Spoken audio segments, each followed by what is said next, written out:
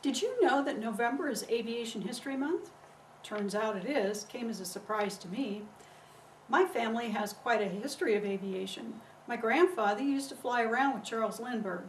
He didn't go across the Atlantic with him, but he flew around San Diego with him. My uncle, he was a pilot in the Navy, went to work for PSA, and then eventually worked for Northwest Airlines, flying those big 747s across to Japan. My other uncle, Ken, he started out in the Strategic Air Command and eventually moved on to be a dentist. But in the meantime, in the Strategic Air Command, he flew those big bombers. My dad, he wasn't a pilot, but he developed chemicals for cleaning airplanes, both inside and the outside. So you can see that my family all love airplanes, and I'm not a pilot, but I love to fly in them. So for Aviation History Month, I thought today I would show you how to sew the plain thinking block together. You can see the little propellers going around in the center of this block, and it's a pretty fun block to sew together. So I'm glad you joined me. This is Penny Hallgren from QuiltBlockLibrary.com. I'm ready to get started. Are you? Let's go. I've got all the pieces for this quilt block laid out on my flannel board that's next to my sewing machine. And as you can tell, there are going to be some challenges here, not the least of which are these curved pieces. And so I'm going to start out with those and show you how to sew curved pieces together so that they're nice and smooth and everything lays flat. I have to admit that for a long time curves eluded me. However, I came across a quilter one time who showed me kind of a secret method here for sewing them without cutting all the little curved pieces. So here we go. The first thing you do is figure out where the center of both sides of this curve are. So I fold this in half and put a pin in it, and then open it up. And then I'm going to fold this guy in half,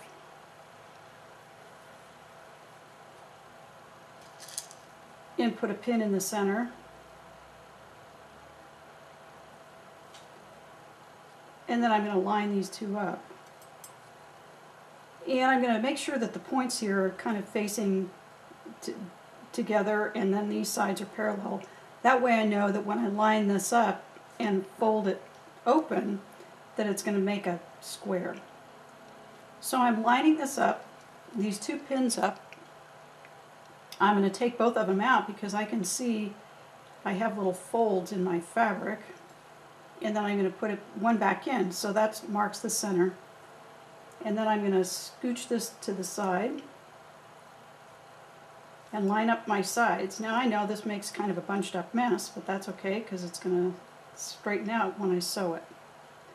And then I'm going to pin the other side, lining that up so that these raw edges are together. And all I really care about right now is just making sure that my first 1/4 inch is lined up. And I'm going to put a pin in there. And then, because this is all bias fabric, you can stretch this out, and also, especially because these are kind of large curves, you can stretch it out and then put as many pins in it as you need. I usually put, on this size, you can put about 2 pins in between each half. Now I've got all those pins in it. I've got a bunched up mess on the bottom and a nice flat top. And I could turn it upside down and sew it this way, but I tend to like to sew it this way because it kind of curves up and I can adjust for that stretch. So I'm going to put it under my machine and sew it. Now that those little corner curves are done, this block is a piece of cake. So the next thing I'm going to do is work on these 4 patches and simply fold them right sides together and then stitch the first side. With the pairs sewn together, we're ready to finish sewing the little 4 patches together, so I'm just going to fold these down right sides together and stitch across the center. Now all the patches are sewn together, so all I need to do is finish sewing the block together. So right sides together on these, and with any luck these are going to match up, the seam where the curve is and where these 2 patches come together. But like you can, I mean, I folded that down. It's not going to match up here, but you should be able to get it to match up right there on in the 1/4 inch seam allowance. So I'm going to sew those rows together and then I'll be back. I've got 2 of the 3 pieces in the row sewn together, and now I'm just going to add the 3rd piece. So I'm going to take that one at a time. I'll pick up this whole unit because it's still sewn together and add them 1 piece at a time.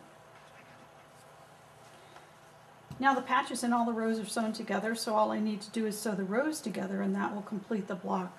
So I'll start with the top row and fold it down to the center row and stitch that. The top 2 rows are sewn together, so now all I need to do is add the bottom. Just fold that up and stitch along the raw edges.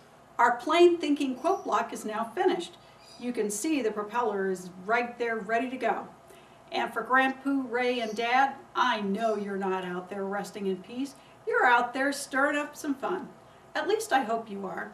In the meantime, this is Penny Hallgren from Quilt Block Libraries signing off. Thanks for joining us. Oh, I almost forgot. Playful piecing.